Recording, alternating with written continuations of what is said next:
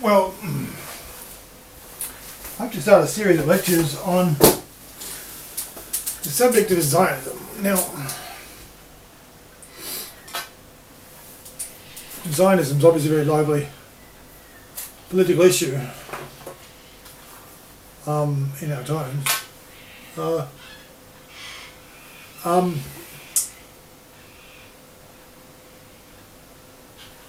But it doesn't seem to me often encountered in discussions about Zionism that Zionism is actually an ideology. There is a view of Zionism which there's a view in our modern world of Zionism as a political aspiration, a belief or desire of a certain group of people. And so it's a natural thing. But the fact is, one of the, to start off with, is that this lecture or lectures are going to explore the idea, well, the difference between, well, a Christian view of the Bible text, which Jewish people always have resort to justify what they're doing.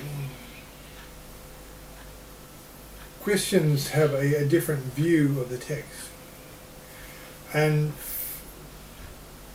well, these different views arise from different hermeneutics, and it's actually very important to understand that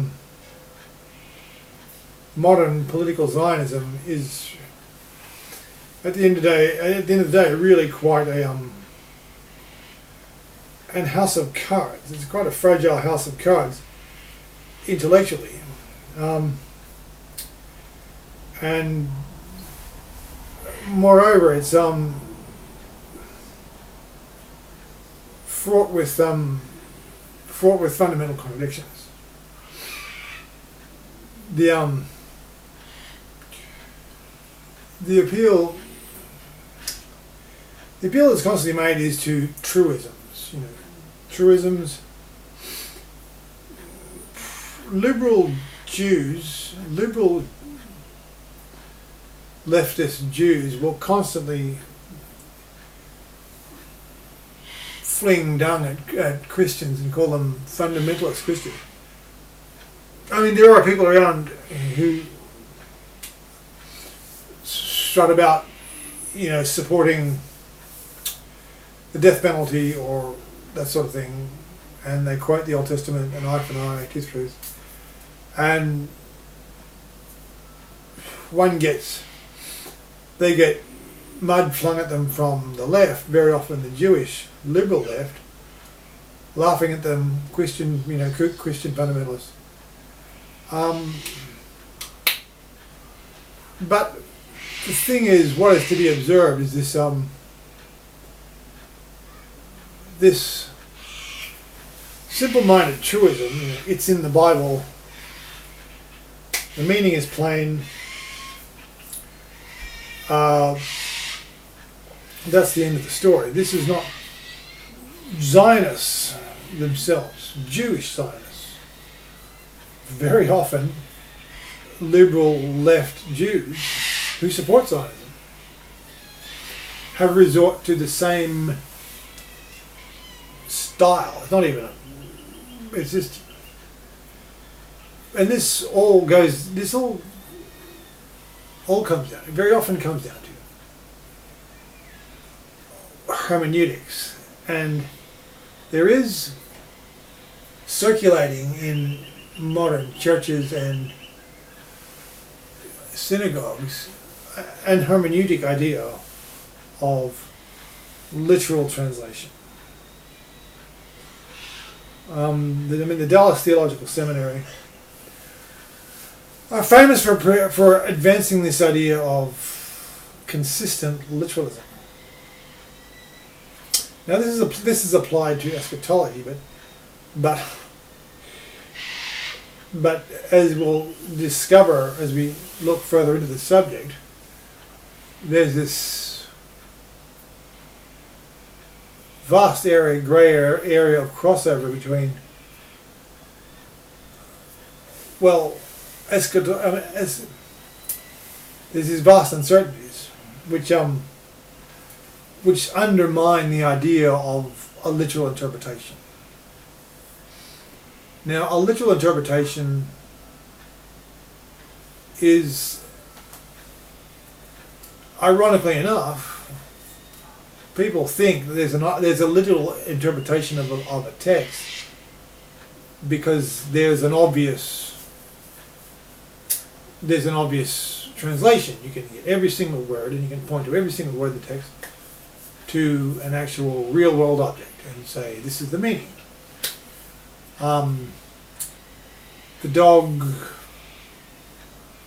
chased the cat, and there is a dog, and there is a cat, and there's a transitive verb, and which corresponds to its physical activity, and so the literal meaning of the dog chased the cat.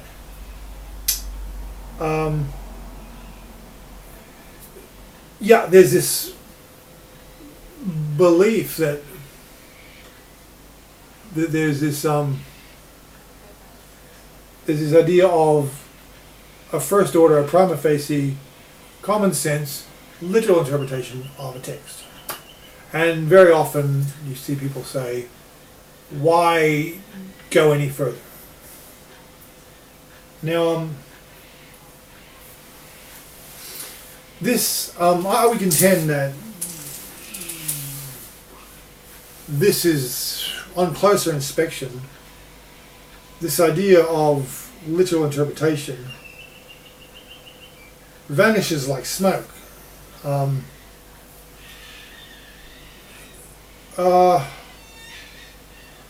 as we'll discuss further, well, it's like the idea of a literal interpretation is fine, but it's like a literal interpretation of apocalyptic literature, which is of itself necessarily symbolic. Now, a heavily symbolic text requires an hermeneutic, well, a more sophisticated hermeneutic. And it's like having, well, offhand,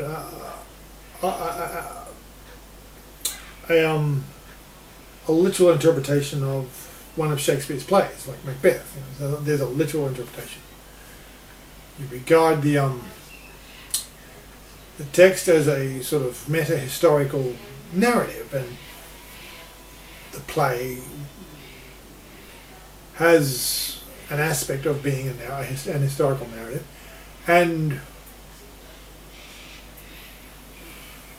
in that, it's there's an adventure story. The bad guy gets his comeuppance, and already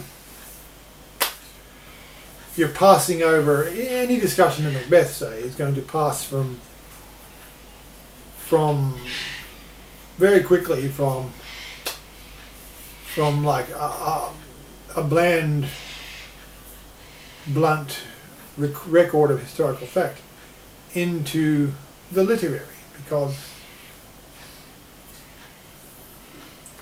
well, academics argue till the cows come home about Macbeth whether it's an allegory of Shakespeare's times, and there's a great deal of evidence, and there's a great deal of parallels in the story, and it gives you quite a lot of ammunition to say that this is an allegory of Shakespeare's modern times. There's a lot of saying that a Shakespearean play is an allegory of his times is an hermeneutic.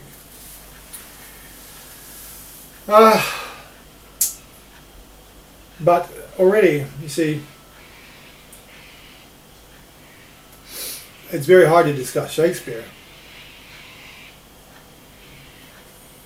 without bringing in more complicated hermeneutic ideas. And let me just say that in any text, in almost any text, and almost any English language discussion, there is use of metaphor. Metaphors are constantly used. People always use metaphors, even discussing car maintenance, gardening, almost anything. There's metaphors, because metaphors that just simply function as a shorthand to simply just to cut down the length of the conversation and accelerate the process of communication, because a picture tells 1,000 words and a metaphor can be a striking image. So there's we go further into the idea of Zionism, we talk about Christian Zionism, we're going to have to keep this in mind, that this Bible, this prima facie simple notion of, you know, a literal interpretation of the Bible can be often like thin ice.